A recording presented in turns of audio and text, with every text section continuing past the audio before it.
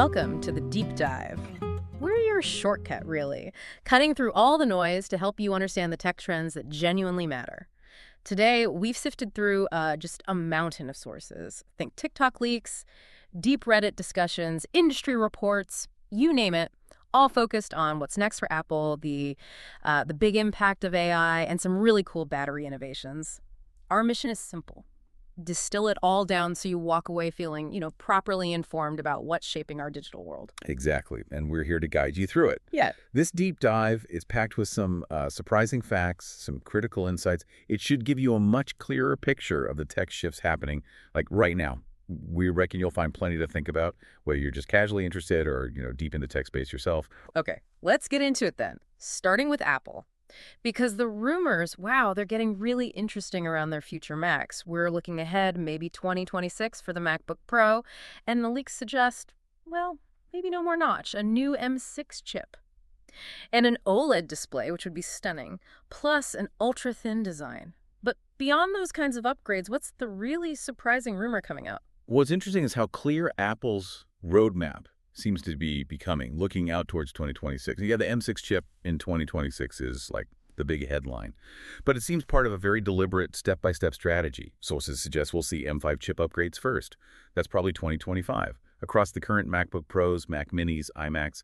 Then 2026, that's when the really dramatic redesigns might hit. Like you said, those OLED displays and maybe even cellular modems built into Macs. It feels very planned out. Right, an evolution. But the thing that really caught my eye, and I think this might surprise you too, is the talk about a budget MacBook powered by an A18 Pro chip. Now, that's an iPhone chip, right? Typically, yes. So an iPhone brain in a laptop, coming in colors like silver, blue, pink, yellow. They think it could sell millions. This isn't just about price, is it? No, I don't think so. The deeper strategy here, it feels like it's about unifying their whole software stack. Imagine apps just working seamlessly, across everything. iPhone, iPad, this potential A18 Pro MacBook, it locks you into their ecosystem even tighter. And for everyday users, maybe the traditional laptop idea starts to fade if you just need web, media, light work. This might feel more like a super-powered iPhone with a keyboard. Huh. That's a really interesting angle. It does change how you think about what a laptop even is. And speaking of more immediate stuff, we are expecting M4 MacBook Air updates pretty soon, too. Both 13-inch and 15-inch models, maybe starting around that $999 mark. So, performance boosts, better battery life coming even sooner. Right. Those iterative updates continue alongside the bigger picture plans. Okay, moving on from shiny new hardware, let's talk AI. Artificial intelligence. It's huge, and it's really reshaping our work lives. And that brings us straight to the jobs question. Because on one hand, you've got tools like GitHub Copilot, ChatGPT. They seem like a massive win for developers, right? Faster coding, easier debugging. Sounds pretty good. It does sound good, yeah. But if you step back, it's really a classic double-edged sword. Productivity might go up for some tasks, sure. But we're already hearing concerns from multiple sources. Things like a decline in open source code quality. They're calling it code churn. Code gets generated fast, maybe by AI, but then it needs big fixes or just gets deleted. And maybe more worrying, reports that younger engineers might be leaning too heavily on AI. They could be squandering opportunities to learn the fundamentals. Even experienced engineers. We've heard anecdotes of AI being used for critical stuff, but with obvious glaring issues that then spread through systems. There was even that story about a marketing tech person. Their manager was apparently humiliated because a colleague basically weaponized ChatGPT, calling it their chief marketing officer. Generated quick stuff, but not good stuff. Wow. That really underscores the human side of it. And the pressure, too. Pressure from the top to just adopt AI, which sometimes has real consequences for jobs. You mentioned CrowdStrike's CEO linking AI to flattening the hiring curve, boosting efficiency. And that came alongside, 500 layoffs? Yeah, the timing was certainly noted. And we heard from that front-end engineer who got laid off. They said AI wasn't the only reason, but it was definitely in the background. Companies are looking for full-stack people, cheaper overseas talent. AI kind of enables that shift, it seems. And this ties into that idea of vibe coders. People who can use AI to make fantastic apps without the traditional coding background. Which sounds great, right? Democratizing things. But the flip side, the critical insight maybe, is that it creates this new skills gap. The code these tools spit out, it can be fast, but it often turns into a maintenance nightmare. Or worse, a security hazard. Because there's no deep understanding, no proper testing, no solid architecture sometimes. So the future might not just be about using AI, but about managing its fallout, auditing it, maintaining it, securing it. Right. And yeah, new jobs are popping up: AI ethicists, prompt engineers, MLO specialists. But these are often high level roles. They don't always replace the entry level or mid level jobs that might be disappearing. So you could see a net negative impact in some areas. It's also interesting seeing developers push back a bit, with those no crypto, no AI hashtags.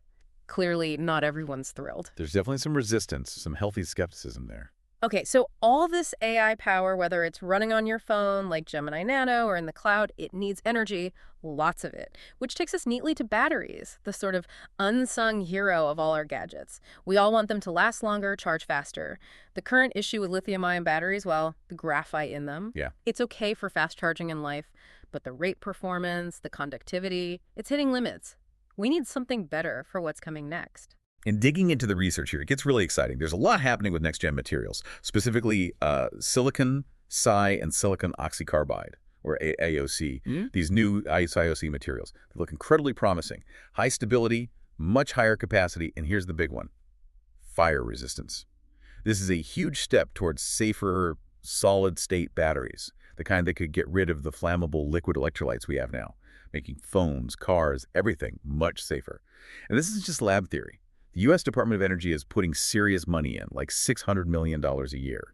Universities like Clemson, Montana State, UT Dallas are all doing key work. 600 million. Wow. Okay, that shows how vital this is. And it's not just IOC, right? There are other techs bubbling up, like solid state itself. Samsung's aiming for 2027 for EVs and phones, promising double the energy density. Apple's apparently looking too.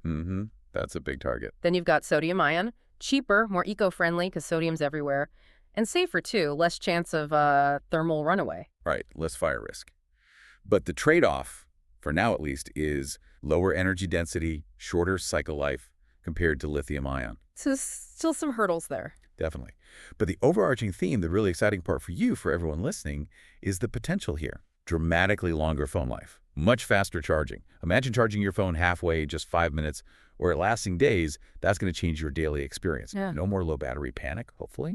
And it points towards a more sustainable future, too. We're using materials that are more abundant, safer. That's a huge win. Absolutely. And the list keeps going. Graphene batteries, ultra-fast charging, longer life.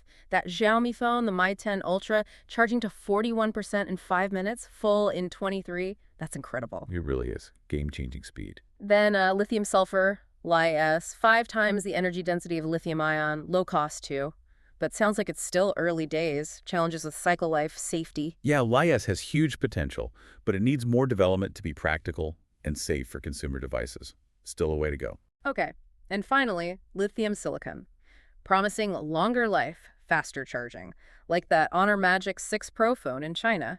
Uses a silicon carbon anode, lets them pack in a 5,600 mAh battery, charges 0-100% in under 40 minutes, and works better in the cold, too. Exactly. That's a real-world example hitting the market, showing the benefits of silicon integration.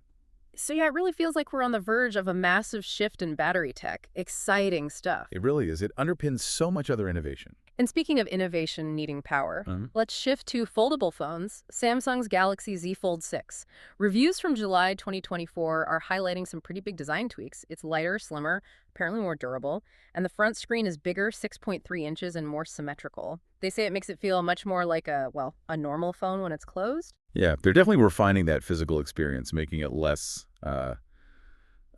awkward maybe. But the interesting point is, even with these nice design upgrades, it's still very much a luxury item, priced at $1,900. That's $100 more than the last one.